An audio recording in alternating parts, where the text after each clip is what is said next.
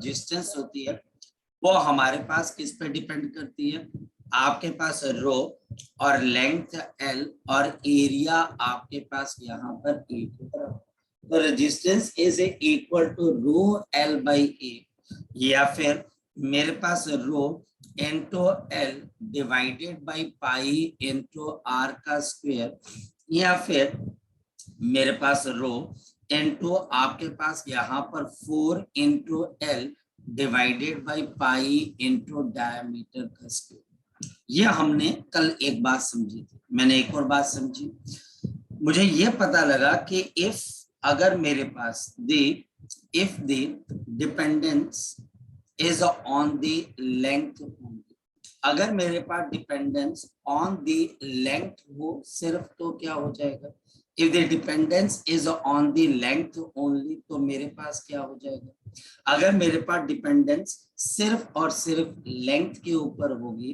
तो हमारे पास रेजिस्टेंस किसके बराबर आएगी, रो और D density upon M mass multiplied by L का square. Next is if the dependence अगर मेरे पास यहाँ पर डिपेंडेंस किसके ऊपर होगी, if the dependence is on the area only, अगर ये एरिया पे डिपेंडेंस हो तो फिर हमारा फॉर्मूला क्या होता है, तो resistance is equal to rho into mass upon density D multiplied by 1 by area का स्क्वायर, या फिर rho into mass upon density D into 1 upon pi square into R की पावर 4, या फिर मेरे पास rho into M upon D multiplied by 16 upon pi का square into diameter की power 4 into pi square into diameter की power 4 into pi square diameter की power 4। ये मेरे पास यहाँ पे रेजिस्टेंस का एक, ये हमारे पास दूसरा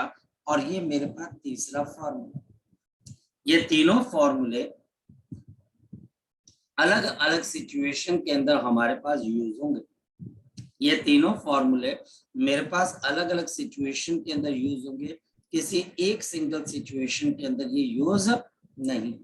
जी बोलिए, अब किसी बच्चे को इसमें कोई डाउट है तो बच्चा मुझसे पूछ सकता है, अदरवाइज हम आगे की तरफ चलते हैं। क्लियर है ये वाली चीज, क्लियर है वाली चीज, यस और नो, क्लियर है? Yes sir. चलो सो हमने यहाँ पर जब ये रेजिस्टेंस भी कर लिया तो मुझे एक बात बताओ, हमने करंट डेंसिटी कर ली हुई है बच्चे, current density, what is current density, yes और नो? नहीं की तो चलो हम रिव्यू कर लेते हैं। तो हमारे पास आज का पहला टॉपिक है current density. Current density, current density को हम J से रिप्रेजेंट करते हैं, ये एक vector quantity. So current density for a conductor, the current density for a conductor is defined as, हम इसको कैसे डिफाइन करते हैं, this is defined as the current flowing per unit area, the current flowing per unit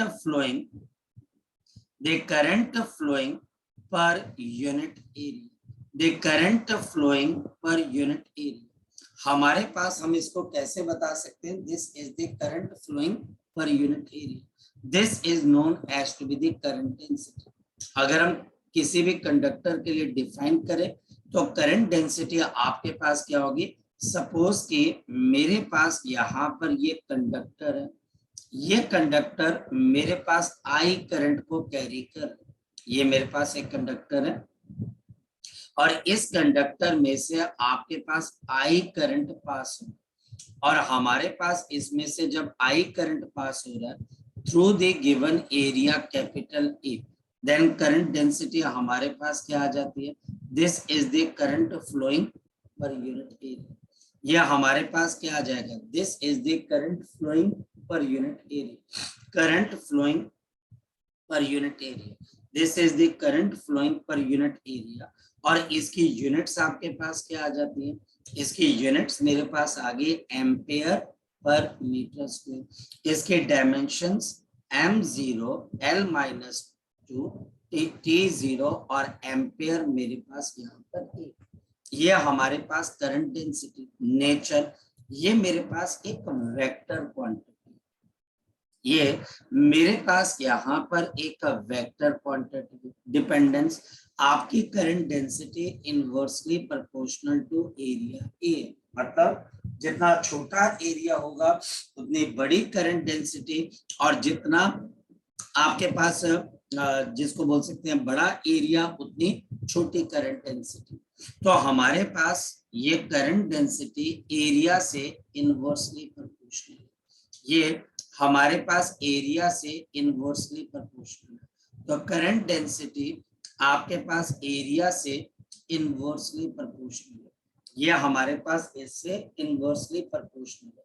this is inversely proportional to area. Therefore एक बात ध्यान रखना, मेरे पास अगर ये एक कंडक्टर है, ध्यान से समझना, ये मेरे पास एक कंडक्टर है जिसका एक तरफ का फेस आपके पास बड़ा है और दूसरी तरफ का फेस आपके पास छोटा है। ये देखिए, ये वाला फेस का एरिया बड़ा है और ये वाले का छोटा। हमारे पास यहाँ पर ये हमारे पास इसमें कौन सा करंट फ्लो कर रहा है, आपके पास यहाँ पर मेरे पास आई करंट फ्लो कर, मेरे पास यहाँ पर आई करंट फ्लो कर, यहाँ पर करंट डेंसिटी अगर J1 और ये करंट डेंसिटी मेरे पास J2, ये एरिया A1 है और ये एरिया A2। अब ध्यान से समझना, the current does not depend on the area, the current does not depend on the area,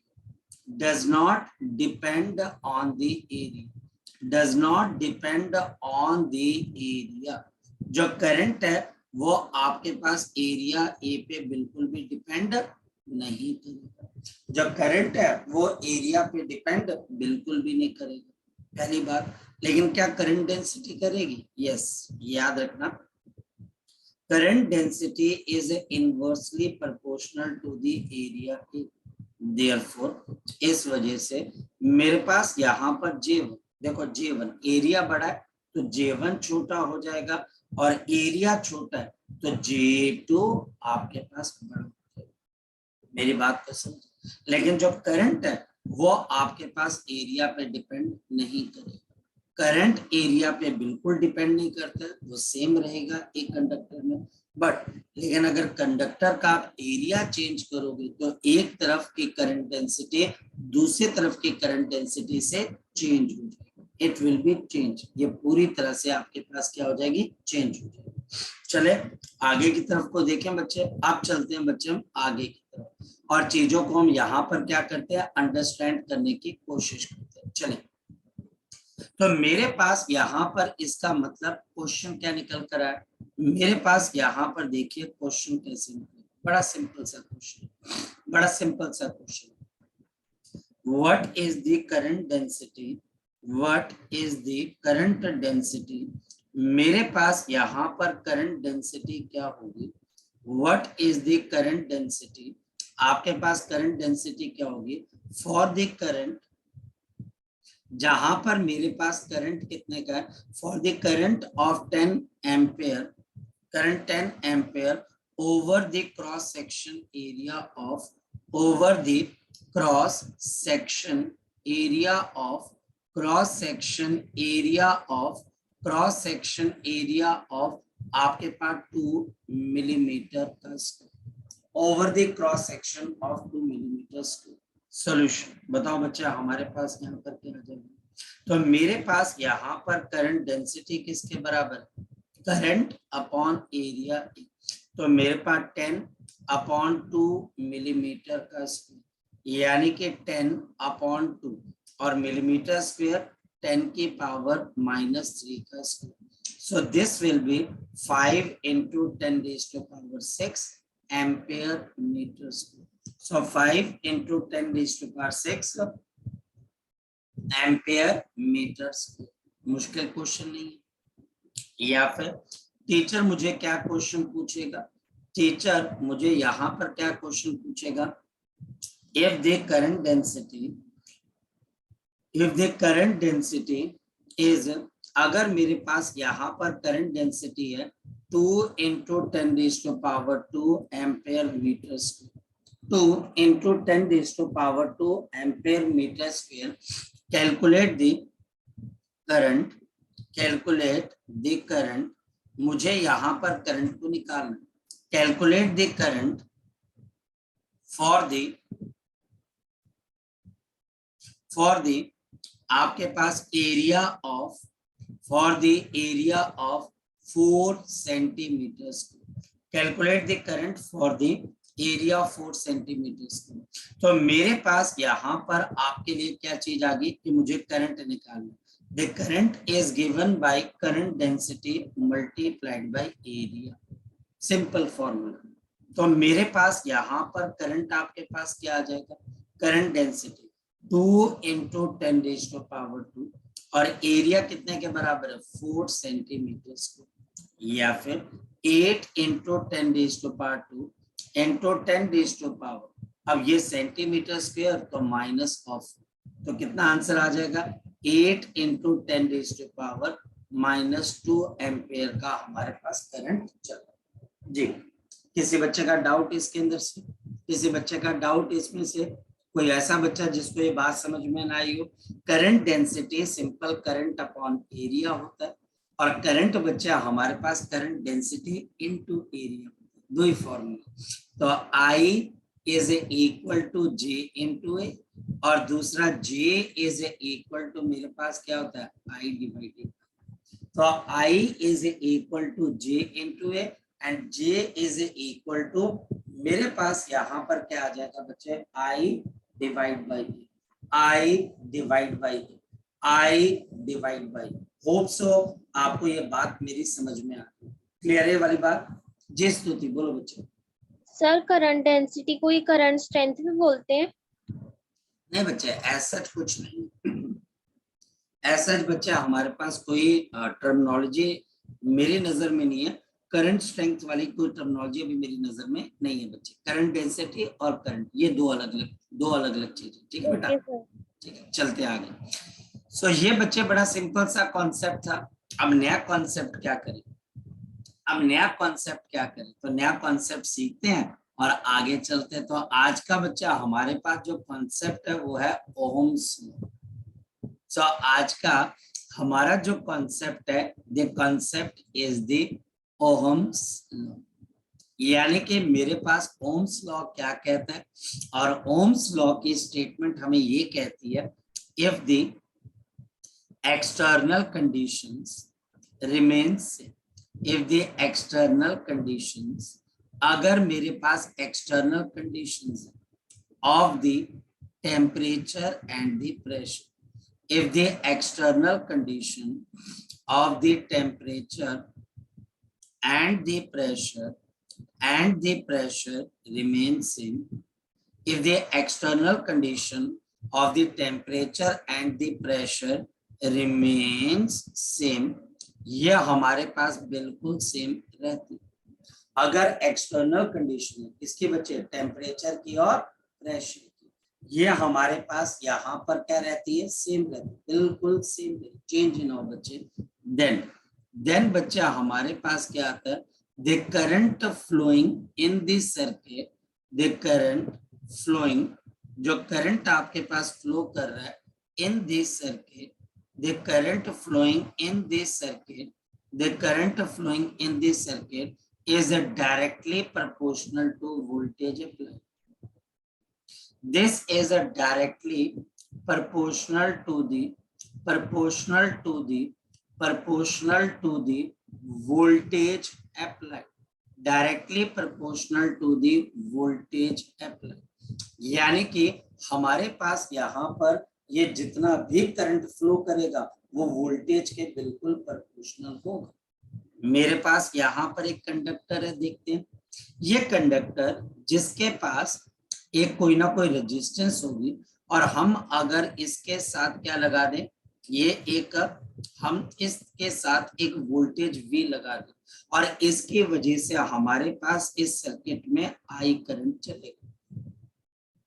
इसकी वजह से हमारे पास इस सर्किट में कितना करंट चलेगा बच्चे, आपके पास आई करंट ट्रेवल कर रहा है। देन ओम्स लॉ क्या बोलते हैं, V is a proportional to आपके पास I, और we can write down the V is equal to किसके बराबर आ जाएगा, I इंटू R।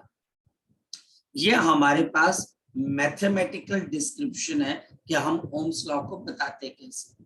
अगर हम आगे की तरफ को चले तो what is R, the R is the resistance of the conductor. This is the resistance of the conductor. यह हमारे पास resistance of the conductor है, and this is also the constant of proportionality. The constant of the proportionality. यह हमारे पास क्या बन जाती है, it becomes the constant of the proportionality. तो R मेरे पास resistance of the conductor है, which is also called the constant of the proportionality, जिसको हम constant of क्या बोल देते हैं, proportionality बोल देते हैं। V is equal to I। अगर हम यहाँ पर देखें तो हमारे पास graph for the Ohm's law, the graph of the Ohm's law is linear. The graph of the Ohm's law is linear in nature. Linear कैसे है, V is directly proportional to I। तो ग्राफ कैसा बनेगा आपके पास, straight line. तो graph मेरे पास यहाँ पर क्या बन जाएगा, स्ट्रेट लाइन। तो ग्राफ मेरे पास यहाँ पर क्या बन जाएगा, स्ट्रेट लाइन। ये मेरे पास ग्राफ बन गया straight line. So this is a V, ये हमारे पास आ गया V, and this is I, ये मेरे पास I, और ये ग्राफ आपके पास क्या बन गया बच्चे, स्ट्रेट लाइन बन गया। इस ग्राफ की यहाँ पर जो हमारे पास स्लोप होगी थीटा, जो ग्राफ है बच्चा हमारे पास, इसकी जो स्लोप है बच्चा आपके पास यहाँ पर थीटा, ये बच्चा हमारे पास जो थीटा है, तो मेरे पास यहाँ पर टेंजेंट ऑफ थीटा, जो टेंजेंट ऑफ थीटा है वो हमारे पास किसके प्रोपोर्शनल हो जाएगी, रेजिस्टेंस R, यानी कि slope of VI graph, the slope of the VI graph, जो मेरे पास VI ग्राफ की स्लोप है वो हमारे पास किसके बराबर आ जाएगी बच्चे, टेंजेंट ऑफ थीटा के बराबर आ जाएगी। जो स्लोप ऑफ VI ग्राफ है वो हमारे पास किसके बराबर आ जाएगी, टेंजेंट ऑफ थीटा के बराबर आ जाएगी, टेंजेंट ऑफ थीटा के बराबर आ जाएगी। मतलब हमारे पास हुआ कि मेरे पास अगर टीचर दो कंडक्टर्स के लिए ग्राफ बना, मेरे पास यहाँ पे टीचर दो कंडक्टर्स के लिए आपके पास ग्राफ को ड्रॉ कर देता है। ये आपके पास पहला, ये हमारे पास यहाँ पर पहला, और ये हमारे पास यहाँ पर दूसरा। मेरे पास दो ग्राफ बन गए, ये मेरे पास दो ग्राफ बन गए। ये आपके पास आ गया V, ये हमारे पास V, और ये मेरे पास यहाँ पर क्या बन गया आपके पास I, ये मेरे पास आ गया I। ये एंगल मेरे पास है 30 डिग्री, और ये एंगल मेरे पास कितने के बराबर है, 60 डिग्री। तो एक एंगल मेरे पास है 30 और दूसरा मेरे पास कितना बच्चे, 60। एक एंगल मेरे पास आ गया 30 और दूसरा आ गया 60। ये मेरे पास मटेरियल A है और ये मेरे पास मटेरियल B। एक मेरे पास मटेरियल A है और दूसरा मेरे पास मटेरियल B। एक मेरे पास यहाँ पर मटेरियल A है और दूसरा मेरे पास यहाँ पर material B। Material A material B, material A material B। तो सबसे पहली चीज, रेजिस्टेंस किसकी ज्यादा हो, तो याद रखना रेजिस्टेंस ऑफ द A जो हमारे पास रहेगी, it will be greater then resistance of B। The resistance of the A will be greater than resistance of the B. The resistance of the A will be greater than resistance of the B. Resistance of the A आपके पास B से ज्यादा क्यों होगी, क्योंकि हमारे पास A की slope B की slope से ज्यादा, क्योंकि हमारे पास A की स्लोप आपके पास B के स्लोप से ज्यादा, क्योंकि A की स्लोप B के स्लोप से आपके पास यहाँ पर ज्यादा। पहली चीज। Ratio of the resistance, ratio of the resistance. हमारे पास यहाँ पे रेजिस्टेंस की रेशो किसके बराबर हो जाएगी? What is the ratio of the resistance? तो हमारे पास resistance of A proportional to tangent of 60 degree है और resistance of B proportional to tangent of 30 degree. Simple slope के बराबर, सिंपल स्लोप के बराबर। इस वजह से देयरफॉर, इस वजह से resistance of A divided by resistance of B, तो हमारे पास क्या आ जाएगा? Tangent of 60 degree divided by tangent of, मेरे पास कितना आ जाएगा? 30 डिग्री। तो टेंजेंट 60 √3, टेंजेंट 30 1/√3। तो आपके पास कितना आ जाएगा? 3:1। तो हमारे पास क्या आंसर आ गया? 3:1। बड़ा सिंपल सी चीज है, कोई भी बच्चा कर सकता है। बिल्कुल। इससे मैं एक और बात भी पता कर सकता हूँ। देखो यहाँ पर दो चीजें और भी आ सकती हैं। मटेरियल, अगर यहाँ पर मेरे पास एडिशनल पॉइंट है, इफ एरिया इज कांस्टेंट,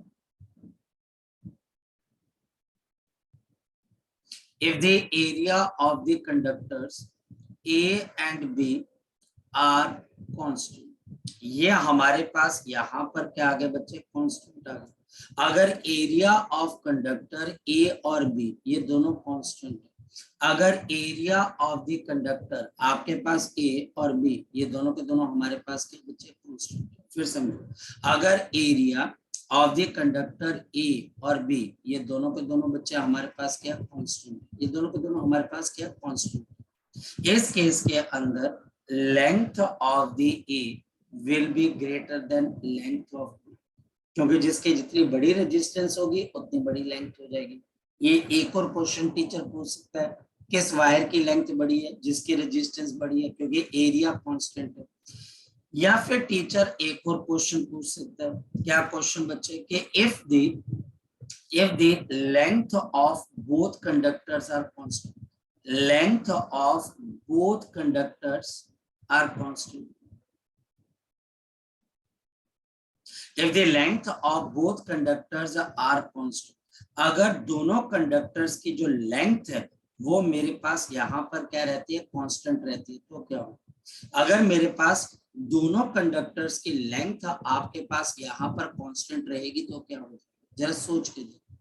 अगर मेरे पास लेंथ कांस्टेंट है तो जिसकी रेजिस्टेंस बड़ी होगी उसका एरिया छोटा होगा, तो हमारे पास क्या आ जाएगा? Area of the A will be smaller than area of B. Area of the A will be smaller than area of the B. ऐसा क्यों? क्योंकि resistance is inversely proportional to the area.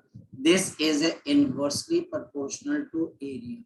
तो बड़ी resistance, बड़ी slope, बड़ी resistance, छोटा area.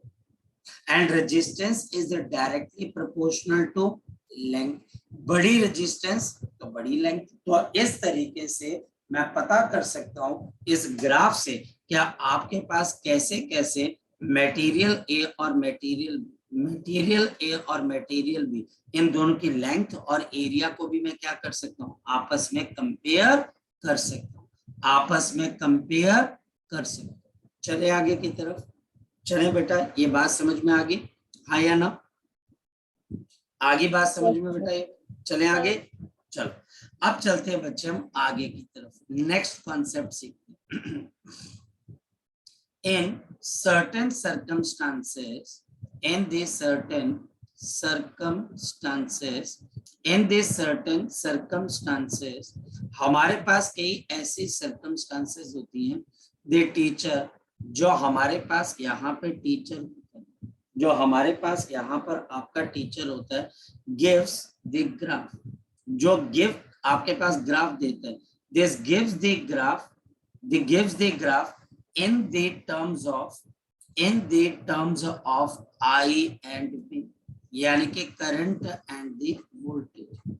जो हमारे पास यहाँ पे टीचर आपको ग्राफ देता है वो आपके किसके टर्म में दे देता है, आई और वी की टर्म में दे देता है। ये देखिए हमारे पास अब टीचर ग्राफ किस किस के टर्म में दे देता है, करंट आपके पास आई और वोल्टेज मेरे पास वी, उल्टा कर देते हैं। पहले ग्राफ क्या था, वी आई, अब ग्राफ आपके पास क्या आ गया, आई वी, ग्राफ क्या आ गया, आई वी।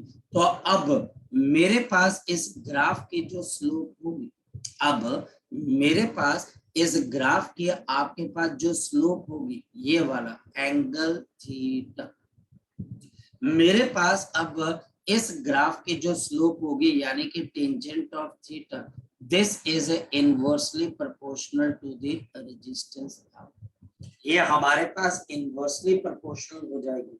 और ये किसके इनवर्सली प्रोपोर्शनल हो जाएगी बच्चे, रेजिस्टेंस आर के इनवर्सली प्रोपोर्शनल हो जाएगी। Now this is inversely proportional to the resistance R, this is inversely proportional to the resistance R. मतलब क्या हो गया कि हमारे पास जितना बड़ा आपके पास एंगल होगा उतनी अब छोटी रेजिस्टेंस हो जाएगी। मेरी बात को ध्यान से समझना, पहले आपका ग्राफ किस किस के बीच में बना है, पहला ग्राफ आपके पास V और I के बीच में, V और I के बीच में। अब ग्राफ किस किस के बीच में बना है, अब ग्राफ किस किस के बीच में बना है, I और V के बीच में, I और V के बीच में। तो यहाँ पर मेरे पास जो स्लोप ऑफ द ग्राफ होगी, जो आपके पास स्लोप ऑफ द ग्राफ होगी, जो आपके पास स्लोप ऑफ द ग्राफ होगी, inversely proportional to the resistance, this is inversely proportional to the resistance R आ जाए। Now this will be inversely proportional to the resistance R, ये हमारे पास इनवर्सली प्रोपोर्शनल हो जाएगी किसके बच्चे, रेजिस्टेंस आर के इनवर्सली प्रोपोर्शनल हो जाएगी। जी क्लियर है वाली चीज, इस पे क्वेश्चन कैसे आ सकता है, टीचर कैसे क्वेश्चन पूछेगा आपको, हमारे पास यहाँ पे टीचर अब आपको क्या क्वेश्चन पूछेगा, मेरे पास ये आई वी का ग्राफ, मेरे पास यहाँ पर ये आपके पास आई यानी कि करंट और ये वी यानी कि वोल्टेज का ग्राफ है, और मेरे पास यहाँ पर ए का एंगल आ गया 45 डिग्री और दूसरा एंगल मेरे पास आ गया 60 डिग्री। ये कंडक्टर मेरे पास आ गया ए, ये कंडक्टर मेरे पास आ गया बी। तो मेरे पास एक कंडक्टर आ गया ए और दूसरा कंडक्टर मेरे पास आ गया बी। मुझे ये बताना है इन दोनों कंडक्टर्स की रेजिस्टेंसेस की रेशियो क्या होगी। तो resistance of A proportional to 1 upon tangent of 60 degree, resistance of B inversely proportional to tangent of आपके पास 45 degree. Therefore, resistance of the A divided by resistance of B, तो मेरे पास ऊपर चला जाएगा टेंजेंट ऑफ 45, नीचे मेरे पास आ जाएगा tangent of 60, tangent of 45 1, tangent of 60 √3। तो resistance of the A ratio resistance of the B, तो इसके रेशियो कितने के बराबर है, 1:3। कितने के बराबर है, दिस इज 1:3। कितने रेशियो है बच्चा हमारे पास, जल्दी बताओ, 1:√3। तो हमारे पास इसके रेशियो किसके बराबर है, 1:√3। क्लियर है बच्चे वाली चीज, यस और नो। सर वहाँ पर अपने R A inversely proportional to 1045 नहीं आएगा, हाँ बेटा बोल बोल, R A inversely proportional to 1045 नहीं आएगा, आपने 1060 लिखा है। किसका बच्चे, सर ये जो लिखा है आपने ऊपर, हाँ हाँ बोल बोल, यहाँ पे आपने 1060 लिखा ना, आर ए इनवर्सली हाँ तो ए वाली लाइन कितना एंगल बना रही है वोल्टेज एक्सिस के साथ बच्चे, 60। तो फिर 60 तो आएगा बच्चे, आया ना। सर बट आप आपने किसी नीचे आर ए 1045 लिया एंड आर बी 1060 लिया। बेटा आप इसको डिवाइड करके देखो ना, इसके अंदर से आप डिवाइड करके देखो ना, आया ना, डिवाइड करके तो देख इसके अंदर से, डिवाइड कर, R A divided by R B is equal to, यहाँ पर नीचे 1060 आ जाएगा और ये इसका जो आपके पास यहाँ ठीक है सर, ठीक है, लग गया पता, यस सर। ठीक है चलिए, थैंक यू बच्चे। सो हमारे पास यहाँ पर ये भी कॉन्सेप्ट है जो कि हमें बहुत अच्छे से क्लियर होना चाहिए। अब नेक्स्ट हमारे पास क्या आ जाता है, again Ohm's law, but in the microscopic form. The Ohm's law in the microscopic form. The Ohm's law in the microscopic form.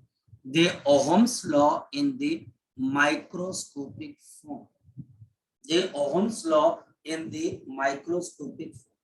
यानी कि हमारे पास ओम्स लॉ माइक्रोस्कोपिक फॉर्म के अंदर किस तरीके से काम करेगा, जरा चेक करें बच्चे। हमारे पास बड़ी सिंपल सी चीज है, अगर हम ओम्स लॉ की बात करें, माइक्रोस्कोपिक फॉर्म की अगर हम बात करते हैं तो मेरे पास बड़ी सिंपल सी बात है, क्या आपके पास वोल्टेज किसके बराबर होती है, V इज इक्वल टू मेरे पास किसके बराबर होती है, I इंटू R, या फिर V is equal to I और रेजिस्टेंस R किसके बराबर है, rho into length upon area into आपके पास ये रेजिस्टेंस का फॉर्मूला। ये हमारे पास यहाँ पर किसका फॉर्मूला आ गया, रेजिस्टेंस का फॉर्मूला आ गया। ये मेरे पास यहाँ पर किसका फॉर्मूला आ गया, रेजिस्टेंस का फॉर्मूला। और या फिर ध्यान से समझना, मेरे पास voltage upon length is equal to current upon area multiplied by rho resistivity. Voltage upon length, voltage upon length, ये आपके पास क्या होती है, इलेक्ट्रिक फील्ड E हो जाती है। करंट अपॉन एरिया, ये हमारे पास करंट डेंसिटी है। और बच्चे हमारे पास रो आपके पास क्या आ जाती है, रेजिस्टिविटी। रो हमारे पास यहाँ पर क्या आ जाती है बच्चे, रेजिस्टिविटी। रो आपके पास यहाँ पर क्या आ जाती है, रेजिस्टिविटी। अगर हम आगे की तरफ को चले तो मेरे पास क्या आ जाती है, we have electric field E upon resistivity rho is equal to G। या फिर मेरे पास यहाँ पर 1 अपॉन रो किसके बराबर होती है, कंडक्टिविटी। तो electric field E conductivity sigma is equal to आपके पास क्या आ गया, G। तो हमारे पास यहाँ पर पहला ये फैक्टर बन गया बच्चे आपके पास, ये ओम्स लॉ है। ये भी बच्चे हमारे पास यहाँ पर ओम्स लॉ है और ये भी मेरे पास ओम्स लॉ, और ये तीनों ओम्स लॉ की कौन सी स्टेटमेंट है, this is the microscopic. Microscopic, देखो माइक्रोस्कोपिक वो फिजिकल क्वांटिटीज होती है या वो आपके पास डोमेन है फिजिक्स की जो कि डील करती है मटेरियल्स के साथ। मैक्रोस्कोपिक यानी कि ये मेरे पास ओम्स लॉ की कौन सी फॉर्म है, ये मेरे पास ओम्स लॉ की कौन सी फॉर्म है, ये हमारे पास ओम्स लॉ के मैक्रोस्कोपिक फॉर्म है। ये हमारे पास ओम्स लॉ की कौन सी फॉर्म है बच्चे, माइक्रोस्कोपिक फॉर्म। मेरी बात को आप समझ पा रहे, हमारे पास एक ओम्स लॉ की मैक्रोस्कोपिक फॉर्म है V is equal to IR, और बच्चे हमारे पास यहाँ पर ये ओम्स लॉ की माइक्रोस्कोपिक फॉर्म। फॉर एग्जांपल मेरे पास मान लिया जाए एल्युमिनियम का, मेरे पास मान लिया जाए एल्युमिनियम का आपके पास एक पेन, इस एल्युमिनियम के पेन के अंदर अगर मैं आपको बोलता हूं पेन के ऊपर क्या लगेगा, तो आप बोलोगे V is equal to IR। लेकिन एल्युमिनियम पे कौन सा लॉ लगेगा, क्या V is equal to IR लगेगा, नहीं। एल्युमिनियम पे बच्चे हमारे पास कौन सा लॉ लग जाएगा, आपके पास माइक्रोस्कोपिक फॉर्म लग जाएगी। हमारे पास इसका कौन सा फॉर्म लग जाएगी, माइक्रोस्कोपिक फॉर्म लग जाएगी। मेरी बात को आप अंडरस्टैंड कर पा रहे हो, जो हमारे पास एल्युमिनियम है उसके ऊपर माइक्रोस्कोपिक फॉर्म लग जाएगी। लेकिन अगर आप पेन को डिस्कस करते हो, पेन को देखते हो जो कि मैक्रोस्कोपिक है, उसके ऊपर आपके पास ओम्स लॉ लगेगा। फॉर एग्जांपल ओम्स लॉ इस डब्बे पे लगेगा, ओम्स लॉ इस डब्बे पे लगेगा, ओम्स लॉ इस डब्बे पे लगेगा। लेकिन जो आपके पास इसकी माइक्रोस्कोपिक फॉर्म है वो प्लास्टिक के ऊपर लगेगी। मेरी बात को आप समझ पा रहे होंगे। माइक्रोस्कोपिक का मतलब है मटेरियल, माइक्रोस्कोपिक का मतलब बच्चा हमारे पास क्या है, मटेरियल। माइक्रोस्कोपिक का मतलब बच्चा हमारे पास क्या है, मटेरियल। और मैक्रोस्कोपिक का मतलब क्या होता है, ऑब्जेक्ट, ऑब्जेक्ट यानी कि ओम्स लॉ लगेगा ऑब्जेक्ट के ऊपर और ओम्स लॉ माइक्रोस्कोपिक फॉर्म में किसके ऊपर लगेगा, मटेरियल। क्लियर है वाली चीज, क्लियर है वाली चीज। ये आपको स्कूल का टीचर, ये जो आपके स्कूल का टीचर है इस चीज को 2 मार्क्स के अंदर पूछे, ये आपको यहाँ पर 2 मार्क्स के अंदर बच्चे हमारे पास पूछने की कोशिश करें, है ना। क्लियर है, पक्का श्योर, क्लियर है बेटा, यस Yes, नो। sir. चलो Yes. अब बात करते हैं नेक्स्ट वन बच्चे। नेक्स्ट बच्चे अब हम यहाँ पे डिस्कस करते हैं आपके पास कि what are the ohmic conductors and the non ohmic conductors. चलिए सो हमारे पास कंडक्टर्स, मेरे पास there are certain conductors which are called the ohmic conductors। मेरे पास यहाँ पर कुछ ऐसे कंडक्टर्स होते हैं जिनको बच्चे हम कौन से कंडक्टर्स बोलते हैं बच्चे, आपके पास ohmic conductors which are known as to be the ohmic conductors। what are the ohmic conductor?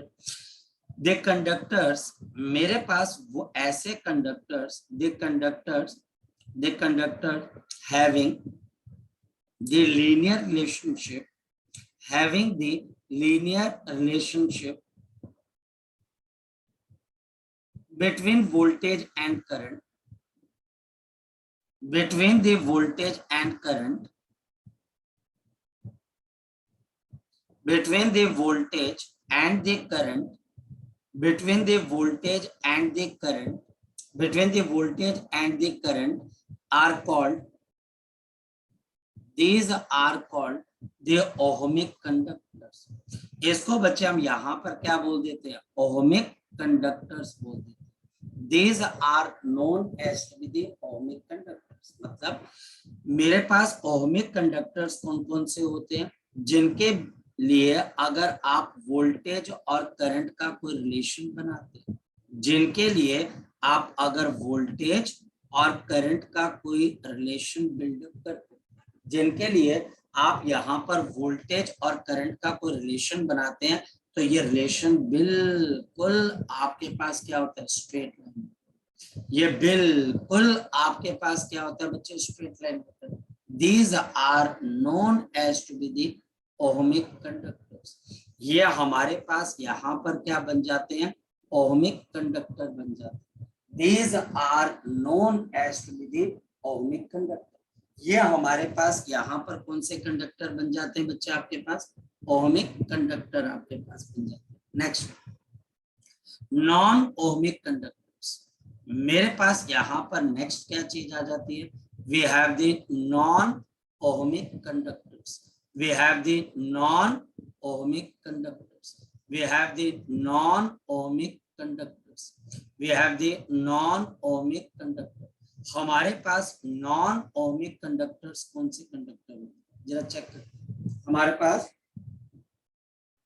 Non ohmic conductors कौन से कंडक्टर होते हैं, the conductors for which the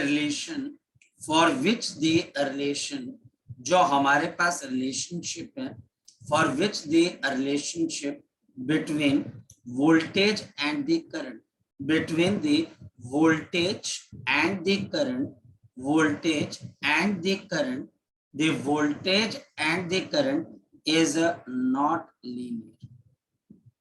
आपके पास ये बिल्कुल भी लीनियर ना हो, जो भी बच्चा हमारे पास लीनियर ना हो वो नॉन ओमिक कंडक्टर्स की कैटेगरी में आ जाता है। तो मेरे पास यहाँ पर सपोज कि ये वोल्टेज है और ये मेरे पास यहाँ पर करंट है, तो सपोज कि मेरे पास एक तरफ आ गया वोल्टेज V और दूसरी तरफ मेरे पास करंट आपके पास आ गया I। तो एक तरफ मेरे पास वोल्टेज और दूसरी तरफ मेरे पास यहाँ पर करंट आपके पास, और ये ग्राफ अब आपके पास स्ट्रेट लाइन नहीं है, ये ऐसे किसी तरीके से जा रहा है, मतलब कि वो डेविएट हो रहा है। वो पाथ हमारे पास यहाँ पर क्या हो रहा है, डेविएट हो, मतलब कि वो पाथ अब स्ट्रेट लाइन नहीं है।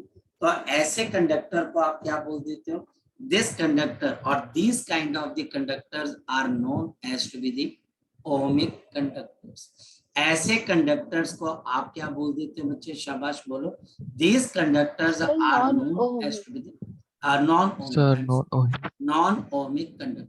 These are called as non-ohmic. Very simple सी बात है।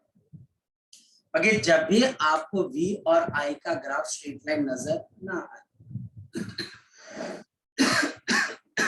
जब भी आपको V और I का ग्राफ स्ट्रेट लाइन नजर ना आए, तो आप उस कंडक्टर को क्या बोल देते हो? नॉन ओमिक कंडक्टर बोल देते हो। और अगर ये ग्राफ आपको स्ट्रेट लाइन नजर आए, ये ग्राफ आपको स्ट्रेट लाइन नजर आए, तो आप इस ग्राफ को क्या बोल देते हो? इस ग्राफ को क्या बोल देते हो? ओमिक कंडक्टर का ग्राफ बोल देते हो। क्लियर? किसी बच्चे का इसमें से कोई डाउट, किसी किस्म का कोई डाउट? शाबाश, बोलो बेटा, कोई डाउट है? किसी बच्चे का डाउट? यस और नो? है डाउट कि नहीं है बच्चे? No sir. no, sir. अब चलते हैं बच्चे हम आगे। इसका मतलब बच्चा हमारे पास कि यहाँ पर मेरे पास मेरा ओम्स लॉ फेल होता होगा। बिल्कुल बच्चे, हमारे पास ओम्स लॉ फेल हो जाता है। ओम्स लॉ फेल क्यों हो रहा है? क्योंकि V और I का रिलेशनशिप हमारे पास यहाँ पर नॉन लीनियर हो जाता है। तो हम यहाँ पर समझने की कोशिश करते हैं कि मेरे पास ओम्स लॉ फेल कैसे कर जाता है। what is the failure of the Ohm's law? What is the failure of the Ohm's law? Failure of the Ohm's law. मेरे पास यहाँ पर मुझे बताना है what is the failure of, what do you understand by the failure of the Ohm's law? हमारे पास Ohm's law fail हो जाता है और ये बिल्कुल एविडेंट है बच्चों। कैसे? मेरे पास सबसे पहली चीज क्या आ जाती है, ध्यान से समझना। फॉर द सर्टेन आपके पास for the certain conductors the resistance, जो आपके पास रेजिस्टेंस रहती है, the resistance grow with the temperature, the resistance grow with the temperature, the resistance grow with the temperature। जो आपकी रेजिस्टेंस है वो टेम्परेचर के साथ क्या कर जाती है? ग्रो कर जाती है। सर्टेन कंडक्टर्स के लिए रेजिस्टेंस जो होती है वो टेम्परेचर के साथ चेंज होने लग जाती है, टेम्परेचर के साथ ग्रो करने लग जाती है। और ऐसे केस के अंदर the voltage is no longer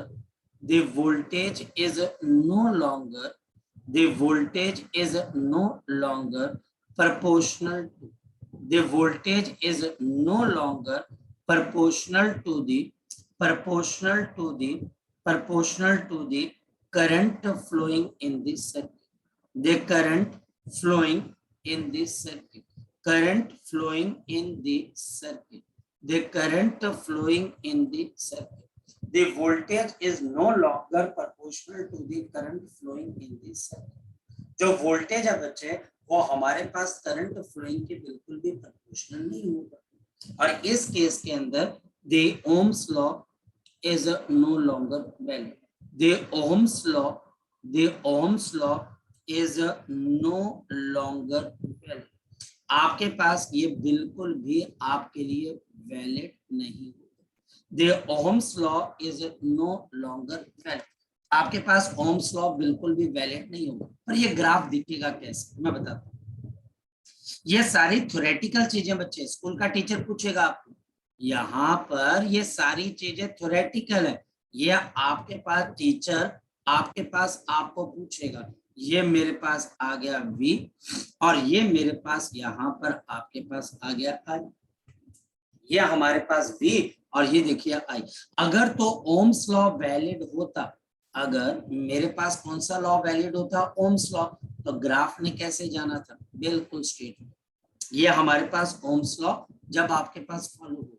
लेकिन अगर हमारे पास ओम्स लॉ इनवैलिड है तो ये ग्राफ ऐसे जाकर आपके पास ऐसे मूव, ये ग्राफ बच्चे आपके पास ऐसे जाकर move. So this is the failure. ये देखिए बच्चे, now this is the failure of the Ohm's law. और ये हमारे पास क्या बन गया? Now this is the Ohm's law. और ये बच्चा हमारे पास क्या बन गया? Ohm's law. तो ओम्स लॉ फेल कैसे हो रहा है, ओम्स लॉ फॉलो कैसे हो रहा है? बड़ी सिंपल सी बात है।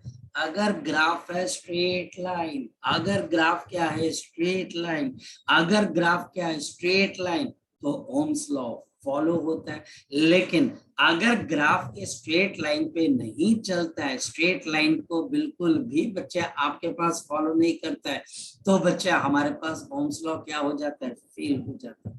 ओम्स लॉ बच्चे हमारे पास फेल क्यों? इसका रीजन है क्योंकि अब यहाँ पे resistance is no longer constant.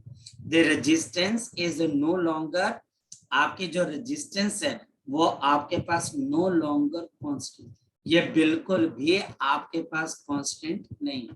The resistance is no longer constant, ये बिल्कुल भी कांस्टेंट नहीं है, ये रेजिस्टेंस लगातार इंक्रीज होती जा रही है। Resistance is growing, resistance is changing, the resistance is changing, तो आपका ओम्स लॉ आपके पास यहाँ पर फेल हो जाता है। क्लियर है? बात समझ में आती है बच्चे आपको? बात समझ में आती है बच्चे आपको?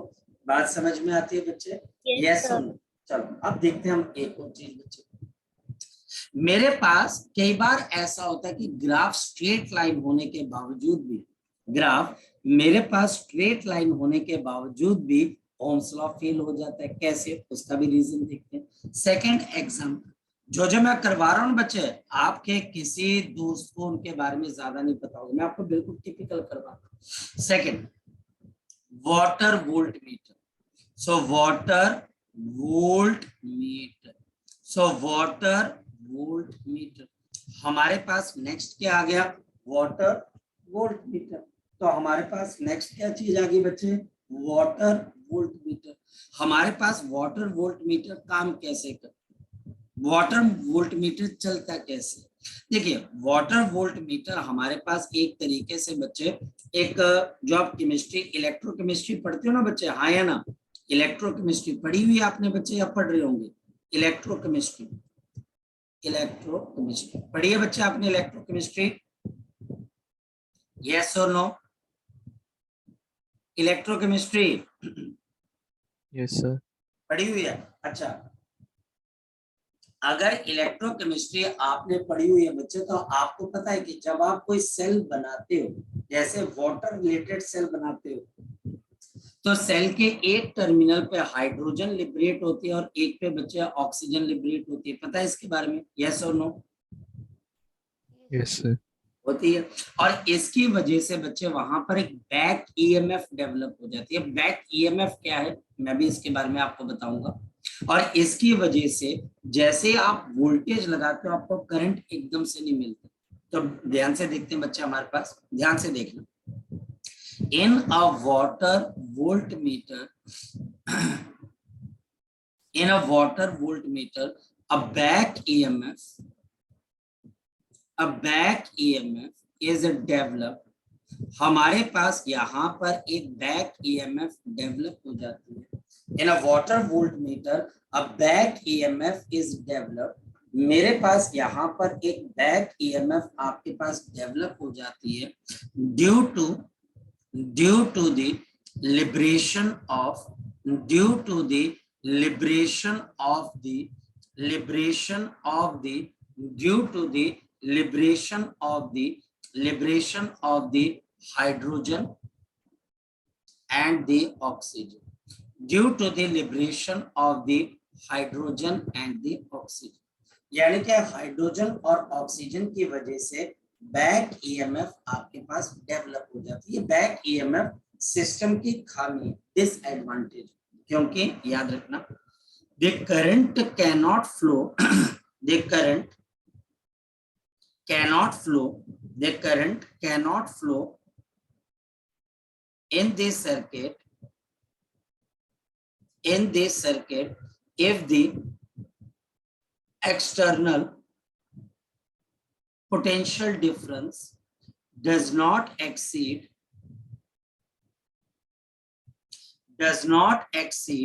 ये कभी भी बच्चा एक्सीड नहीं करता है, does not exceeds the back EMF, does not exceeds the back आपके पास EMF। समझते हैं बच्चे? यानी कि मेरे पास यहाँ पर कोई एक वाटर वोल्ट मीटर, ये वाटर वोल्ट मीटर में एक तरफ मेरे पास एनोड होता है और दूसरी तरफ क्या होता है बच्चे, कैथोड होता है। इस वाटर वोल्ट मीटर में आप करंट को चलाना चाहते हो तो आप बाहर से क्या लगा देते हो, एक बैटरी को लगा देते हो। ये हम बाहर से एक बैटरी को लगा देते हैं। इन दोनों एनोड और कैथोड के बीच में, एनोड और आपके पास यहाँ पर कैथोड के बीच में आपके पास बैक ईएमएफ डेवलप होती है। बैक ईएमएफ को आप ऐसे समझो बच्चे कि जैसे कि आप किसी गाड़ी को जब धक्का मारते हो तो आप फोर्स लगाते हो लेकिन चीजें फिर भी मूव नहीं करती, क्योंकि सिस्टम की एक इंटरनल फ्रिक्शन रहती है। ये हमारे पास एनोड और कैथोड के बीच में हाइड्रोजन और ऑक्सीजन की वजह से आपके पास एक बैक ईएमएफ डेवलप हो जाती है। बैक ईएमएफ डेवलप हो जाती है। सपोज कि ये बैक ईएमएफ मेरे पास 2 वोल्ट के बराबर, तो जब तक बाहर के वोल्टेज 2 वोल्ट से बड़ी नहीं होगी, 2 वोल्ट से बड़ी नहीं होगी, तो ये आपका वाटर वोल्ट मीटर करंट को बिल्कुल भी नहीं चलाएगा। ये वाटर वोल्ट मीटर करंट को नहीं चलाएगा। बैक ईएमएफ उसको रोकती है बच्चे, वो कोशिश करती है कि बाहर की वोल्टेज का करंट ना चलने दो। तो जो बैक ईएमएफ देखो ना, बैक ईएमएफ उसको रिपेल, भगा देती है उसको। क्या वोल्टेज लगा रहे हो लेकिन उसको भगा देती है, उसको हटा देती है कि नहीं भैया मुझे नहीं चाहिए। तो इस वजह से किसी भी सिस्टम के अंदर जो बैक ईएमएफ डेवलप हो जाती है, वो बैक ईएमएफ से बड़ी वोल्टेज अगर आप नहीं लगाओगे तो करंट आपके पास नहीं चलेगा। करंट आपके पास तभी चलेगा जब आपकी वोल्टेज बैक ईएमएफ से ज्यादा होगी। तो यहाँ पे ग्राफ स्ट्रेट लाइन बनता है, graph no doubt straight line बनता है। ये मेरे पास यहाँ पे करंट और ये मेरे पास वोल्टेज, लेकिन ग्राफ ओरिजिन से शुरू नहीं होता। ग्राफ बच्चे हमारे पास ओरिजिन से शुरू नहीं होता। हमारे पास यहाँ पे ग्राफ ओरिजिन से शुरू नहीं होता। ग्राफ ओरिजिन से शुरू क्यों नहीं हो रहा है? क्योंकि जब तक आपकी voltage greater than back EMF नहीं होगी, जब तक ये ग्रेटर देन 2 वोल्ट नहीं होगी, तब तक सिस्टम के अंदर करंट बिल्कुल भी नहीं चलेगा। तब तक बच्चा हमारे पास सिस्टम के अंदर करंट बिल्कुल भी नहीं चलेगा। तो हम यहाँ पर भी क्या बोलते हैं कि आपका ओहम्स लॉ फेल हो जाता है। आपका ओहम्स लॉ फेल हो जाता है। क्यों बच्चा बोलते हैं क्यों? क्योंकि यहाँ पर मैं वोल्टेज लगा रहा हूँ पर मुझे करंट नहीं मिल रहा।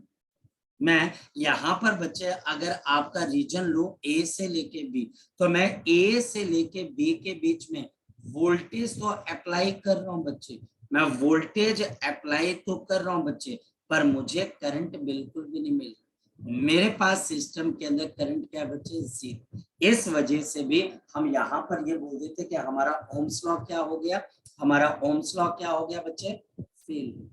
ठीक, हमारा ओम्स लॉ क्या हो गया, फेल। क्योंकि ओम्स लॉ क्या बोलता है कि आप वोल्टेज लगाओगे तो आपको करंट मिलेगा, वोल्टेज लगाओगे तो करंट मिलेगा। लेकिन यहाँ पर हम वोल्टेज लगा रहे तो करंट नहीं मिल रहा है, नहीं मिल रहा है। क्यों नहीं मिल रहा है? क्योंकि सिस्टम की बैक ईएमएफ इतनी ज्यादा है कि वो आपके वोल्टेज को करंट ही नहीं चलाने देगी, आपके वोल्टेज को करंट ही नहीं चलाने देगी। इस वजह से हम यहाँ पर ये बोल देते हैं कि हमारे लिए यहाँ पर ओम्स लॉ क्या हो गया, फेल। ठीक बच्चे, क्लियर है? किसी बच्चे का डाउट इसके अंदर से? शाबाश। है किसी बच्चे का डाउट? शाबाश। चलिए सो बच्चे आज हम अभी इतना करते हैं, बाकी चीजें अब हम नेक्स्ट टाइम